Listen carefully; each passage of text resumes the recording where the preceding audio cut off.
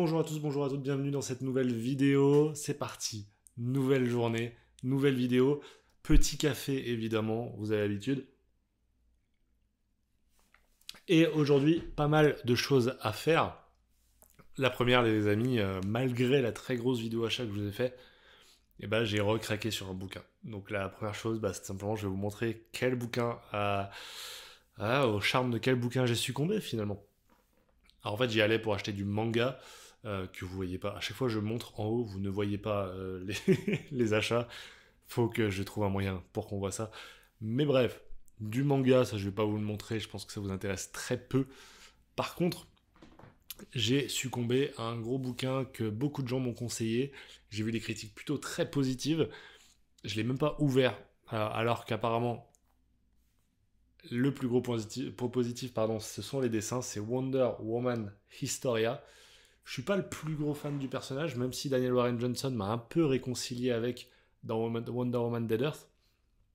Mais en réalité, surtout que je suis très fan du Black Label, de ses bouquins dans un grand format. Donc déjà, j'étais hypé par l'objet lui-même, et puis on me dit que c'est des très beaux dessins, etc. Donc dans tous les cas, en vrai, même si je suis pas fan du scénar, au moins a priori je prendrai une claque visuelle, et ça me va déjà. Et puis j'ai lu le dos de couverture qui nous annonce tout simplement une sorte de guerre mythologique. Et ça, les amis, la mythologie, je suis plutôt très friand, vous le savez. Donc, voilà, tous les feux étaient ouverts pour Wonder Woman Historia. Dites-moi si vous avez, si vous l'avez pris, si vous voulez que je vous en parle bientôt, parce que ça pourrait arriver plus vite que prévu, peut-être. J'ai également sélectionné deux petites questions, une un peu loufoque et une qui concerne vraiment les comics. Je propose de commencer par la loufoque, c'est celle de Benny P. Benny P Comics qui nous dit: faudra faire un point coiffure aussi. Tu as atteint tes objectifs? Point d'interrogation. Écoutez, effectivement, ça a un peu poussé. On est toujours pour moi dans la phase ingrate où c'est vraiment très moche. Peut-être que ça le restera d'ailleurs, hein, peut-être que ça m'ira jamais.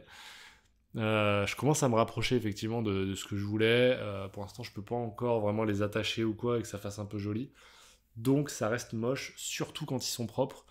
Donc ouais, pour l'instant c'est un peu compliqué. On arrive facilement à une espèce de coupe mulet un peu dégueulasse.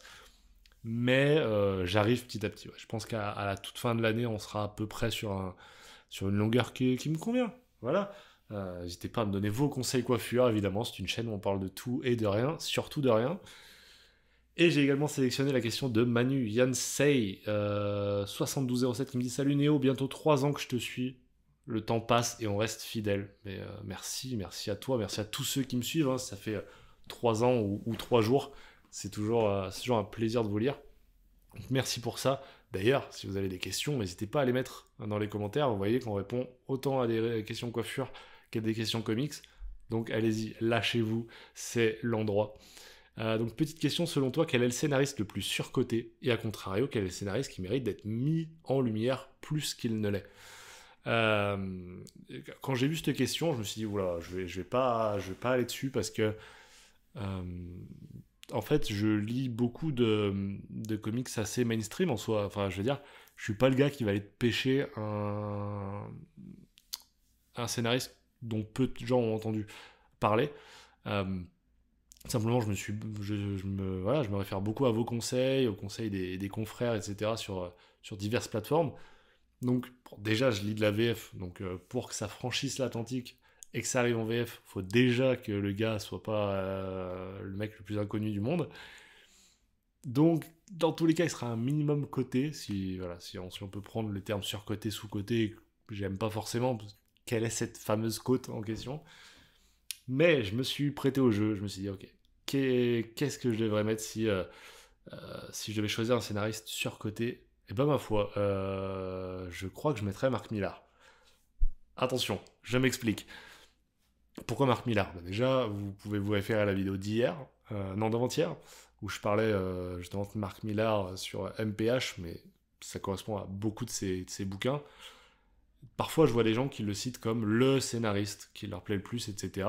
Ok, chacun ses goûts, mais effectivement, du coup, ça correspondrait pour moi au côté, enfin, à la façon de dire surcoté. Encore une fois, chacun aime ce qu'il veut, vraiment, si je dois rester de manière très pédagogue.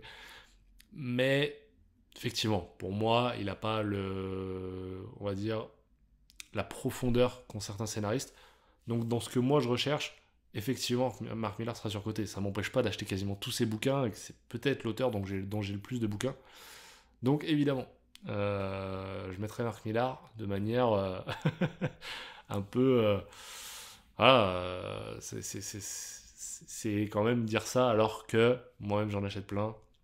Voilà, on peut m'insulter de bien des noms. Et quel scénariste mérite d'être mis plus en lumière? Bah ça c'est compliqué parce que mes scénaristes que j'admire le plus, ils sont quand même déjà bien mis en lumière, puisque c'est Tom King et Brubaker, donc évidemment, est-ce qu'ils ont besoin d'être mis plus en lumière? Je crois pas.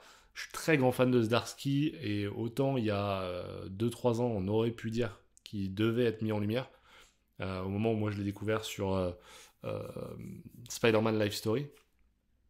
Autant je crois qu'aujourd'hui ça va. Les projecteurs sont plutôt bien braqués sur lui. Sur Batman, il était sur Batman et sur Daredevil au même moment. Donc les plus grands héros des deux maisons. Je crois que le gars, pareil, a pas besoin de pub. Au final, je me suis dit, bah écoute, on va plutôt parler de Mark Russell. Peut-être en sous-côté, je mettrais Mark Russell, qui a pas eu tant de bouquins édités en France pour l'instant. Auteur satirique, s'il en est, que j'aime énormément. Donc il a fait, j'allais dire Lonely Island. C'est pas ça. Lonely Island, c'est un groupe. Non, Billionaire Island. Il a fait Billionaire Island que j'avais plutôt bien aimé, et il a fait également Not All Robots. Ça, j'avais vraiment bien kiffé. Et aussi Fantastic Four Life Story. Enfin bref, il fait des trucs comme ça.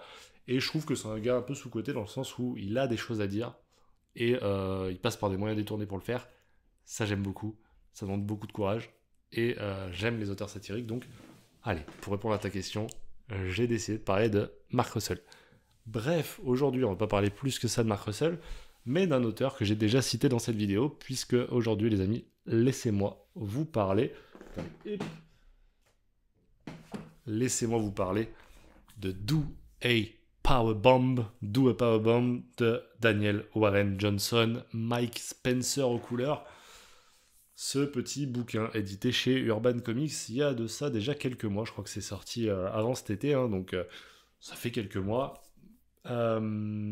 Pourquoi est-ce que je suis parti dessus déjà?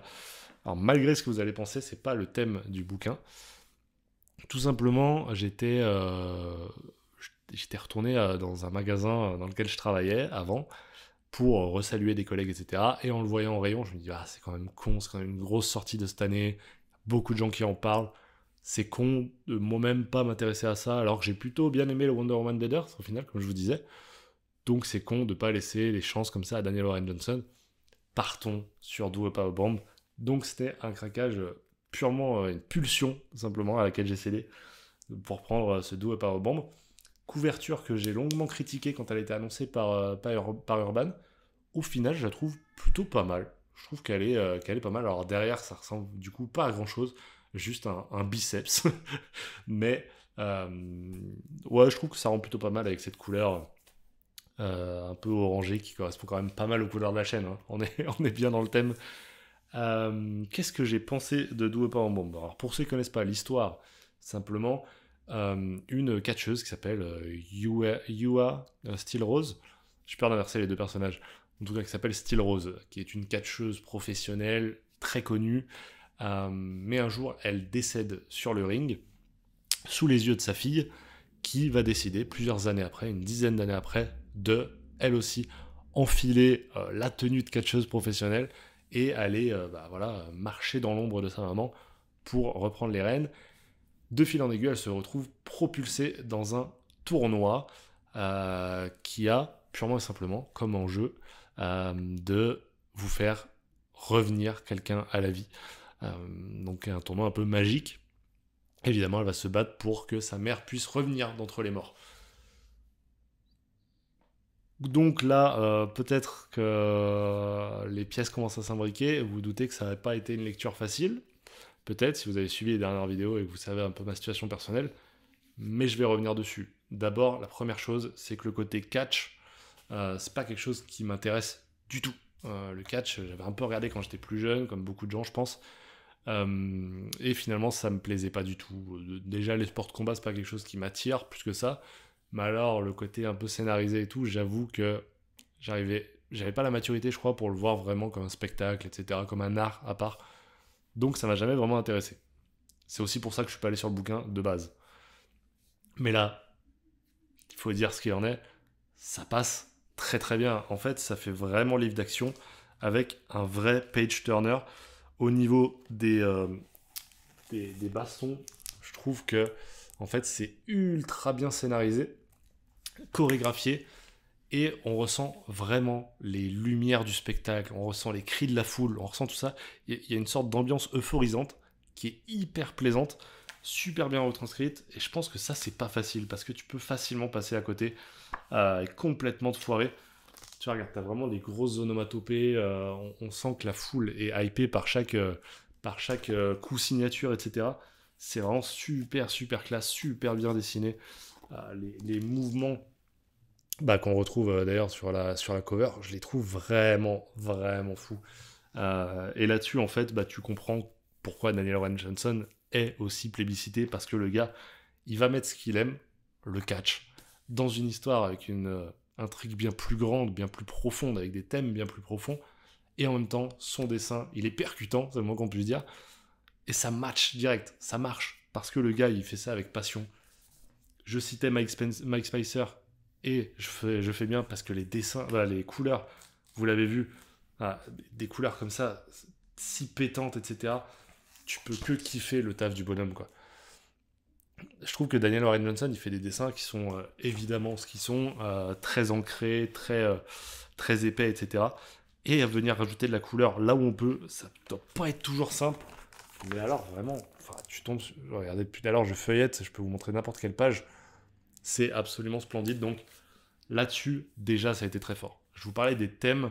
Donc, en fait, tu as plusieurs niveaux. Tu as le thème du catch, qui est le niveau de la surface, on va dire. Quand tu creuses un peu, tu as vraiment ce thème de se battre pour les gens qu'on aime. Littéralement, du coup. Simplement participer à un tournoi où vraiment on va se battre pour les gens qu'on aime. Et ça, déjà, utiliser le sens imagé pour vraiment en faire quelque chose voilà, d'ancré, quoi, de vrai. C'est toujours quelque chose qui me plaît, donc là, ça match à fond, c'est exactement ce que je voulais lire. Et puis, il y a ce troisième thème qui est évidemment, pour moi, le plus important, vu ma situation personnelle, c'est simplement celui du deuil. Alors, qui plus est, du deuil de la mère. Évidemment, ça a été compliqué. Euh, Est-ce que je me suis reconnu dans le personnage de je sais plus comment elle s'appelle, Lona? Lona, ouais. Est-ce que je me suis reconnu dans son personnage? Totalement. Totalement, parce qu'en réalité, depuis que j'ai perdu ma mère, je crois que le truc que je ressens le plus, c'est pas la tristesse, c'est pas le manque, c'est pas tout ça, je crois que c'est vraiment la colère. Ça veut pas redescendre, quoi. Il y a ce truc de j'ai envie de me battre contre le monde entier, parce que t'as un sentiment d'injustice, t'as un sentiment de ça peut pas être vrai, et le premier sentiment qui vient, ouais, c'est la colère, la rogne. Dans combien de murs j'ai frappé depuis cet été. Euh, du coup, ce truc de si demain on me propose de frapper les gens pour qu'elles reviennent, j'y vais tout de suite, quoi. Parce qu'il y a une colère à décharger, parce qu'il y a une injustice des gueules à casser, quoi. Donc, voilà. Évidemment, je me suis reconnu de fou dans ce personnage, dans ce thème. Ça m'a bouleversé par moments, surtout la fin, que j'ai trouvé très très très bien faite, honnêtement. C'est juste magnifique. Tout simplement le deuil, l'acceptation du deuil, l'acceptation du départ de l'autre, c'est un thème qui est universel, évidemment. Et Daniel Warren Johnson le fait excellemment bien. Voilà, que rajouter d'autre, si ce n'est que je vous conseille d'y aller, que vous soyez fan de catch ou pas, que vous ayez perdu quelqu'un ou pas. Dans tous les cas, c'est une vraie expérience, et voilà, merci aux gens qui éditent ça, merci à Urban qui va nous chercher ça, merci à Daniel Warren Johnson qui nous pond ces pépites, merci à tous ceux qui en ont parlé sur les chaînes, sur les trucs, parce qu'ils m'ont forcer à aller le lire. Et j'ajoute ma pierre à l'édifice aussi, j'espère, via cette vidéo. Les amis, vidéo que je vous remercie d'avoir suivi. On se retrouve très très vite, dès demain, pour une nouvelle vidéo. D'ici là, portez-vous bien, prenez soin de vos proches. Ciao, ciao.